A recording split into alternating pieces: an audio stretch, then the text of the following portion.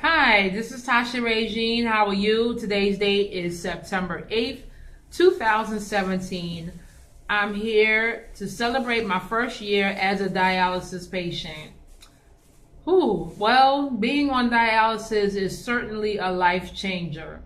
I had a couple of videos up before kind of describing what was going on in my health and my body and things like that, but I took the videos down because I felt embarrassed.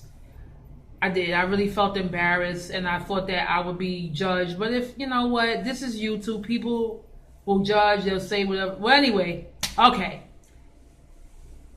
I am happy to be alive, but dialysis is definitely a lot. Not just on the individual receiving dialysis 3 times a week from 3 to 4 hours a day. It's a large effect on the family, if they have a family, on your children, if you have children. It just affects everyone involved in the situation. So we are all adjusting to my being on dialysis. If I could snap my fingers and not be on dialysis anymore, I would do that. I would have done that the moment they told me I would have to be on dialysis. But the reason why I'm on dialysis is because of diabetes. I've had diabetes for a long time. In 2014, I found out that I was pregnant. My husband and I were excited, but I was also afraid because of the illnesses I already have, the pre-existing conditions I already have, diabetes and high blood pressure. I do have a 10-year-old son. I had a pretty good pregnancy with him. He's healthy, bright young man. So, you can have a healthy child if you have diabetes, but you have to really take care of yourself and make sure that your numbers are good even before thinking about planning a child. So, unfortunately, in 2015, I had a miscarriage. And after the miscarriage, my health just went downhill. I lost a lot of my vision. Later on, I had a fall in my bathroom. I cut my toe. That didn't heal. And unfortunately, I had to have a below-the-knee amputation. While I was in the rehab, learning how to walk on my prosthesis, my kidneys failed. I already knew that at some point in time that my kidneys were going to fail anyway, because June of last year, I had a fistula put in. But they had told me maybe like a year. In a year, my kidneys would, eventually fail and I would have to be on dialysis. But it wasn't even 3 months after I had my fistula put in. If you want to see it, let me show you really quick.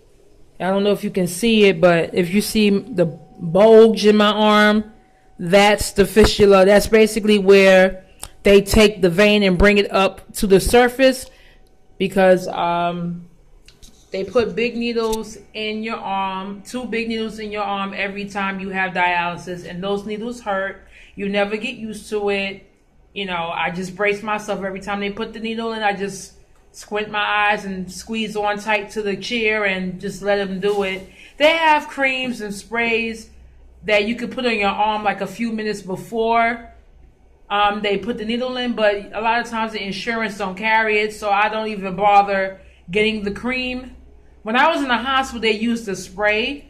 It was very cold and you really didn't feel it, but after a while, that spray thins the skin. So I guess that's something you don't use all of the time, I guess you probably will use that like when the person's just using the fistula a few times, and once the fistula gets strong, you stop using it. So anyway,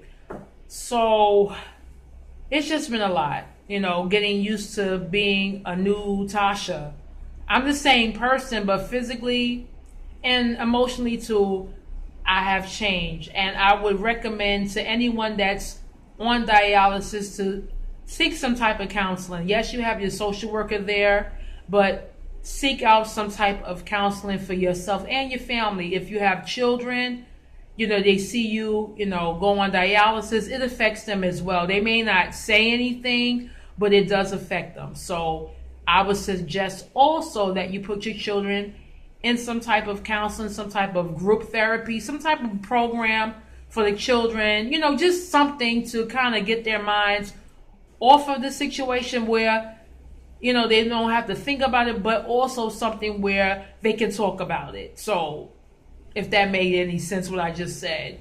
So I don't want to ramble on too much. My thoughts and my prayers go out to individuals who have been affected by the hurricanes, those who are trying to leave Florida, trying to leave parts of the Caribbean. My thoughts and prayers, those of us in the United States who have family members in the Caribbean or in Florida or even in Texas. Just, my thoughts and my prayers go out to everyone. I pray that everyone will be able to evacuate. I pray that everyone will be able to find shelter. My thoughts and prayers also go out to those who are on dialysis, who are being affected by these storms, those who are disabled, the elderly. I just pray that everybody gets through this safely, and that's all I have to say. Until next time, this is Tasha Regine. Be blessed and take care.